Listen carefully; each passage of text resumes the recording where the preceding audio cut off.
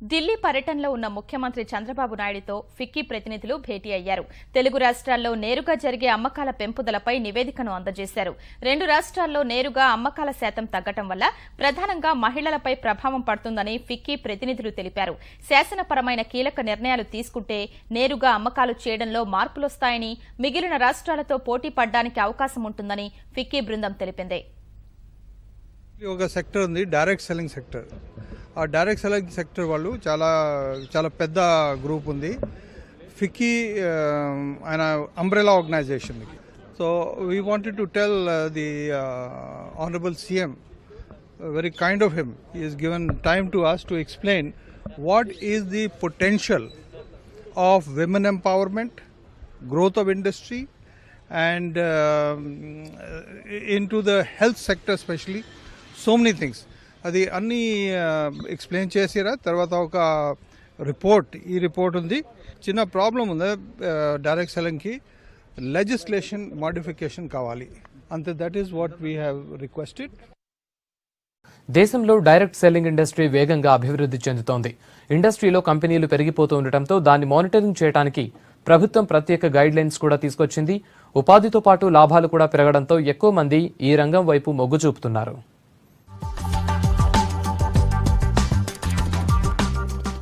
Direct selling industry వేగంగా విస్తరిస్తోంది. ఈ బిజినెస్ తో వినియోగదారులు మోసపోకూడదనే ఉద్దేశంతో 2016 సెప్టెంబర్లో కేంద్రం ఈ ఇండస్ట్రీని గుర్తించి కొత్తగా మార్గదర్శకాలు తీసుకొచ్చింది.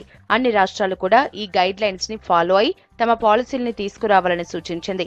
ఇప్పటి వరకు అసోం, ఒడిశా మాత్రమే డైరెక్ట్ సెల్లింగ్ ఇండస్ట్రీకి గైడ్ లైన్స్ తీసుకొచ్చాయి. 3 రాష్ట్రంగా ఈ మధ్యే తెలంగాణ ప్రభుత్వం కూడా ప్రత్యేక గైడ్ లైన్స్ తీసుకొచ్చింది.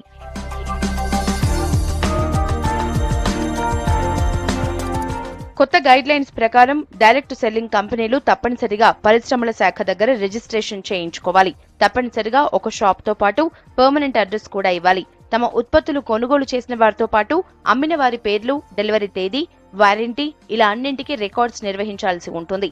వీటిని పట్టించుకోకుండా ఎలాంటి డైరెక్ట్ సెల్లింగ్ వ్యాపారం చేసినా వారిపై చర్యలు తీసుకోనుంది.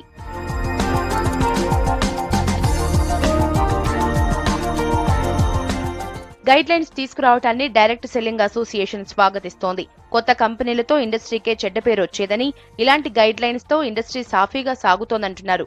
దేశవ్యాప్తంగా ఇండస్ట్రీ 6,000 కోట్ల టర్నోవర్ చేస్తోందన్నారు.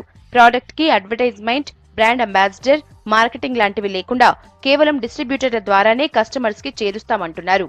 ప్రభుత్వంని ఒప్పించి సార్ చెడు ఉంది, మంచి ఉంది, ఆ మంచిని చెడుని గుర్తించండి అని చెప్పి ప్రభుత్వాన్ని ఒప్పించి ఈరోజు గైడ్ లైన్స్ తీసుకురావడం జరిగింది. ఇప్పుడు ప్రజెంట్ వచ్చేసి దాదాపుగా 6,000 కోట్ల రూపాయలు మా మెంబర్షిప్ కంపెనీలు చేస్తున్నాయి. ఇంకా సమాజంలో దీని పట్ల ఉన్న దురభిప్రాయాన్ని పోగొట్టగలిగితే 60,000 కోట్లైనా ఆశ్చర్యపోవాల్సిన అవసరం లేదు. తెలుగు స్టేట్లో అంత గొప్పగా లేదండి. ఎందుకంటే మనం ఫస్ట్ నుంచి ప్రాబ్లమ్ స్టార్ట్ అయింది తెలుగు స్టేట్లోనే. ఇదొక ఇండస్ట్రీ మా మీద ఆంక్షలు పెట్టి మేము ఎలా నడుచుకోవాలో చెప్పు అని అడిగింది మాత్రం ఇదొక ఇండస్ట్రీ అండి ప్రపంచం మొత్తం మీద.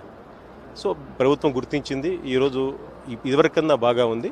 బట్ ఈ మనీ సర్క్యులేషన్ కంపెనీలు అన్ని పోయే వరకు మాత్రము మేము మా ఉద్యోగాన్ని ఆపదలుచుకోలేదండి. డైరెక్ట్ సెల్లింగ్ ఇండస్ట్రీతో ప్రత్యక్షంగా, పరోక్షంగా 6 కోట్ల మంది ఉపాధి పొందుతున్నారని ఇండస్ట్రీ నిపుణులు చెబుతున్నారు.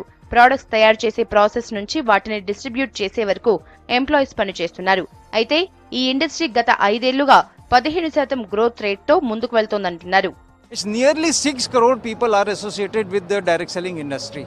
Regulations are that guideline has got given a certain points which should be considered. That government support is tremendous because this ruling government has already declared this in their manifesto that they are movement, they come in power, they will be giving us the direct selling. So before they could do, the center has done it. Telangana government has adopted as it is. And this is very useful for the people of youngster of Telangana. It is creating millions of jobs.